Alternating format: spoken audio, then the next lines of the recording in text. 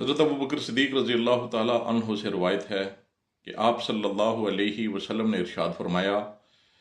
कि जब दो मुसलमान आपस में मिलें और इनमें से एक अपने भाई पर असला तान ले तो वह जहन्नम के किनारे पर खड़े होते हैं, और जब इनमें से कोई एक अपने मद्दे मुकाबिल को कत्ल कर देता है तो वह दोनों जहन्नम में इकट्ठे दाखिल हो जाते हैं। एक और दूसरी रवायत में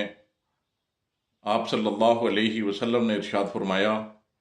कि जब दो मुसलमान अपनी तलवारें सोंत कर या हथियार लेकर एक दूसरे के सामने आ जाएं और इनमें से एक दूसरे को कत्ल कर दे तो कातिल और मकतूल दोनों जहन्नमी हैं। आप फरमाते हैं कि मैंने अर्ज़ किया, या रसूलल्लाह सल्लल्लाहु अलैहि वसल्लम, कातिल का तो पता है, लेकिन मकतूल क्यों, वो मजलूम होने के बावजूद भी जहन्नमी हो? आप सल्लल्लाहु अलैहि वसल्लम ने फरमाया, क्योंकि वो भी अपने साथी को कत्ल करने पर हरीस था, इसलिए कातिल और मकतूल दोनों जहन्नमी हैं।